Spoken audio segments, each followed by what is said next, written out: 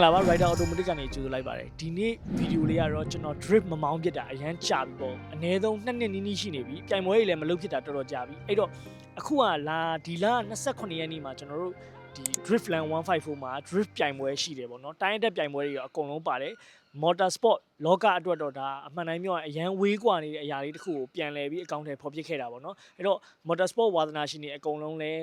းတွားရောက်လဲကြည့်ရှုလို့ရတယ်ဒါပေမဲ့ဒီနေ့ဗီဒီယိုကတော့အဲ့ပြိုင်ပွဲနဲ့မသက်ဆိုင်ဘူးဒါပေမဲ့ကျွန်တော်တို့အဲ့ပြိုင်ပွဲကိုတွားဖို့အတွက်ကားတွေအခုဆင်နေကြပြီပြန်ပြီးတော့ကျွန်တော်ကားလေးကလည်းအခုဒါမနိုးပြစ်တာတော်တော်ကြာပြီပေါ့နော်အခုလဲdrift မောင်းဖို့ဆိုရင်ဘာတွေလိုအပ်လဲဘာတွေပြင်ဆင်ရလဲဆိုတာကျွန်တော်တို့ဒီနေ့ဗီဒီယိုလေးနဲ့ကျွန်တော် content တစ်ခုရိုက်ပေးထားတာဖြစ်ပါတယ်အဲ့တော့တွားမမောင်းခင်ကျွန်တော်တို့အခုစပြီး showroom ကနေစထွက်မှာဖြစ်ပါတယ်အဲ့တော့လိုက်ပါကြည့်ရှုပေးပါဦး okay အခုဒီမှာဘာတွေပြင်ဆင်ထားလဲဆိုတာလေးပြအခုဒါကရေခဲပုံးပါမယ်ရေခဲပုံးထဲမှာ energy drink တွေဘာတွေညာတွေမုတ်တွေပါမယ်အခုသွားမောင်းမဲ့ကွင်းထဲမှာဘာမှရှိမဲ့ပုံမပေါ်ဘူးပြီးတော့ helmet တွေပါမယ်လက်အိတ်ပါမယ်reason စုကတော့ကျွန်တော်ဒီနေ့မဝတ်ဘူးဗျဘာလို့လဲဆိုတော့အရန်ပူတော့လေချွေးတွေတကူလုံးအရန်ထွက်မှာဆိုတော့ဒီမှာထုံးစံတိုင်းဘောင်းမီလိုနေပဲပြီးရင်ကင်မရာတွေရေတွေရက်ကွေးပစ္စည်းတွေပေါ့အကုန်လုံးထည့်ပြီးသွားပြီပြီးသွားရင်ဒီနောက်ခန်းမှာတော့ကျွန်တော်အခုဗာထည့်ထားလဲဆိုတော့အခုဒါဟိုပါပေါ့ racing shoe ပေါ့နော်ဖက်နက်ပါမယ်ပြီးတော့အခြားသူ့ရဲ့ပစ္စည်းတွေပါမယ်ပြီးရင်ဒီနေရာမှာနှစ်ခုလာမှာကျွန်တော်တာယာသွားတယ်မှာအခုမြေဒီကုန်းဘုံမိုးလမ်းမှာပေါ့နော်ကျွန်တော်ရဲ့ဂွေနဲ့တာယာအစ်စ်ဒီတစ်ခေါက်မောင်းဖို့ကျွန်တော်ဂွေတစ်စုံအစ်စ်ဝယ်လာတယ်ပြီးတော့တာယာတွေလည်းအခုအစ်စ်လုံးခိုင်းထားတယ်ဘာဖြစ်လို့လဲကျွန်တော်ကားမှာတက်ထားတဲ့တာယာဆွေးနေတော့ပြီအမှန်တိုင်းပြောရရင်အဲ့တော့မောင်းလိုက်တဲ့ခါမှာအတုံးတွေပက်ထွက်သွားမှာဆိုလို့ပေါ့ let's go သွားအောင်ဒီနေ့တော့သွားမယ့်ကားကတော့ GLE နဲ့သွားမှာဖြစ်ပါတယ် SUV ဆိုတော့ပစ္စည်းတွေလည်းအများကြီးဆန့်တယ်ပြီးတော့ဒီနေ့ကတတ်မှတ်ထားတဲ့ရက်မှာတတ်မှတ်ထားတဲ့နံပါတ်ပြားနဲ့ဆိုတော့ကွက်တီပဲဒီကားလေးနဲ့သွားဖို့ရွေးချယ်လာတယ်အခုဒါကားပေါ်တက်တာနဲ့ driving setting ကိုကျွန်တော်ပြန်ချိန်ရမယ်ခုနဆိုင်ကညီလေးတွေက setting တွေကိုပြန်ချိန်ထားတော့ကျွန်တော်လိုချင်တဲ့ setting မဟုတ်ရင်ကားပေါ်မှာမောင်းရတဲ့အရာသာကွာတယ်အခုဆိုကျွန်တော်မှတ်ထားတဲ့ memory setting နဲ့ကျွန်တော်ပြန်ပြောင်းလိုက်တဲ့အတွက်ခလုတ်တစ်ချက်ပဲနှိပ်ရတယ်ဘာညာတော့မဟုတ်ဘူးလုံးဝ setting ကကျွန်တော်မောင်းနေကြ setting တန်းရောက်သွားတယ်အဲ့ဒါကလည်းတော်တော်အရေးပါတယ်ဗျကားကြီးမောင်းမယ်ဆိုအခု drift ကားလည်းထုံနေ၎င်းမယ် driving setting တွေကျွန်တော်ပြန်ချိန်ရမှာအဲ့တော့သွားကျွန်တော်ခုဆိုရင်ဒါမီနီကုန်းကိုသွားနေတာဖြစ်ပါတယ်မီနီကုန်းမှာကျွန်တော်တာယာသွားတယ်မယ်တည်ပြီးတာနဲ့ကွင်းနဲ့အိပ်ပေါ့လေ့ကျင့်မဲ့ကွင်းတွေကိုသွားမယ်ပေါ့နော်ပွဲကြရင်ဟိုရောက်မှထပြီးပြင်တာမျိုးတွေလုပ်ဖို့ကမလွယ်ဘူးဗျဘာလို့လဲဆိုတော့ကျွန်တော်မောင်းမဲ့မျိုးကကေတုမတီမျိုးဖြစ်တဲ့အတွက်အဲ့မှာဆိုလဲ workshop ကကျွန်တော်တို့ရန်ကုန်လိုမျိုးဒီလို performance ဒီဟိုဟာတွေအကုန်ကလိပြင်းတဲ့ workshop မျိုးတွေအများကြီးမရှိဘူးဟိုမှာရှိတဲ့ကျွန်တော်တို့ဒီကသွားမဲ့ကိုနိုင်အောင်ကျော်တို့အဖွဲ့ရှိမယ်ပြီးရင်ကိုအေးမင်းရဲ့ AM tuning ရှိမယ်အခြားအားသားပေါ့နော် service ကိုနဲ့ရင်းနှီးပြီးကိုအလုံးနေကြဒီ service workshop တွေကလူတွေနဲ့လာကြမှာအများစုကလည်းအကုန်လုံးကပွဲမသွားခင်အတက်နိုင်ဆုံးပေါ့ဗျာကားဆိုတာတော့စက်ပစ္စည်းဆိုတော့မထင်မှတ်တာတွေဖြစ်တတ်တယ်ပြတ်တတ်တယ်ကျွန်တော်လည်းပြီးခဲ့တဲ့ပွဲတုန်းကဆိုတိုင်မင်ဘတ်ကျိုးပြတ်သွားတယ်အဲ့လိုကီလို110-20လောက်ကြီးတစ်စောင်းကြီးဒီလိုလဲနေတဲ့အချိန်မှာတိုင်မင်ဘတ်ကြီးပြတ်သွားတော့ဗျာအင်ဂျင်ကဖမ်းသွားပြီးတော့အဲ့တိုင်းပဲဝင်တိုက်မိသွားတယ်ဒီကျွန်တော်တငယ်ချင်းညီလေးကိုပေါ့နော်အဲ့တော့ဒါကြီးကပြောမှဆိုရင်ဟိုအဲ့ဒီအရင်များတယ်ဒါပေမဲ့လည်းကျွန်တော်တို့ကဒီ motorsport အားကစားကိုအရင်ကြိုက်တယ်ပြီးတော့ဒီ feeling ပေါ့နော်ဟိုပြီးတော့မောင်းရင်လည်းကျွန်တော်က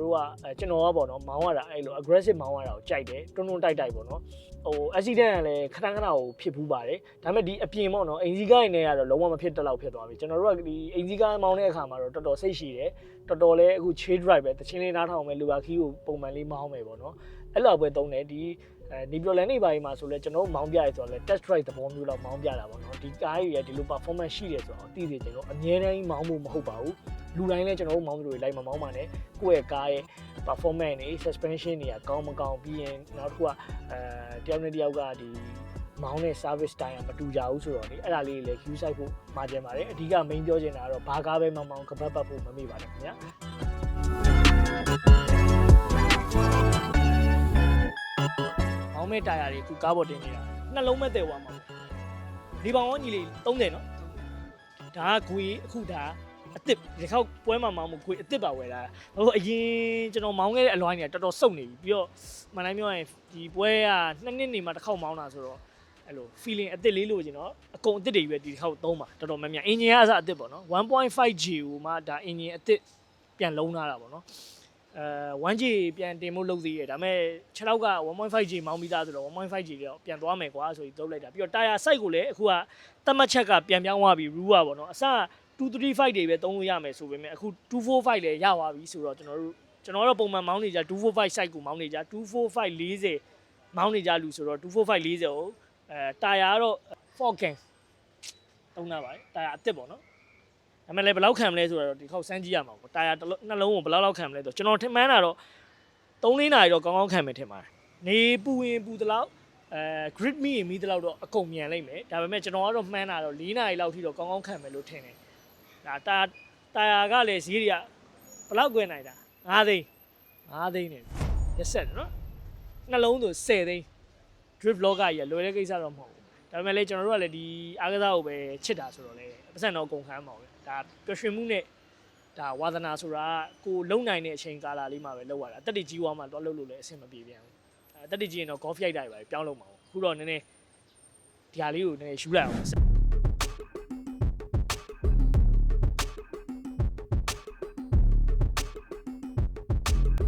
အခုဆိုရင်ဒါ What's up စမ်းတက်ပြီးလေ့ကျင့်မောင်းနေမယ်ကွင်းကိုရောက်နေပြီပေါ့နော်ကားကလည်းရောက်နေပြီဟိုဘက်ချမ်းမှာကြည့်လိုက်အောင်အခုဆိုရင်ဒါကားရှိတဲ့နေရာကိုရောက်နေပြီမှန်တယ်ပြောရင်ကားအခု wastegate pipe တွေပါကျွန်တော်ပြန်စစ်မယ်မမောင်းရင် all check ပြန်လုပ်မယ်ပေါ့နော်ဒါကတော့ထုံးစံတိုင်းတိုင်ဝန်းဝင်ပါလားကိုကောင်းမင်းမင်္ဂလာပါတွေ့ရအရမ်းကြ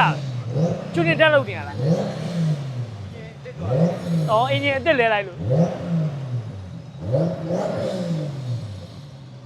အဲ့ကိုယ့်ရဲ့ baby လေး baby မဲလေးလက်ပွိုင်းလေးခုံနေခုံတော့မလဲရသေးဘူးပဲအိုင်ကိုလဲရမယ်ထင်တာမလဲရသေးဘူးမလဲတော့လေဒီတစ်ခုံပေါ့ ECU ကဟိုဘက်မှာပေါ့နော် F-con နဲ့အကုန်လုံးမမောင်းတာတော့အရန်ကြာနေပြီဆိုတော့ထုံးမှန်တိုင်းဟိုမှာ ECU ရွှေအောင်လေးရဲ့ F-con B Pro လို့ခေါ်တယ်ပေါ့နော်အဲ့ဒါလေးနဲ့ကျွန်တော်တို့အခုကျင်းနေလောက်မှာဖြစ်ပါတယ်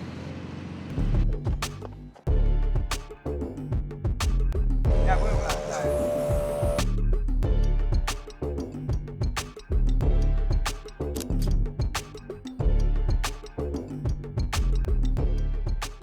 What's up, Ryder?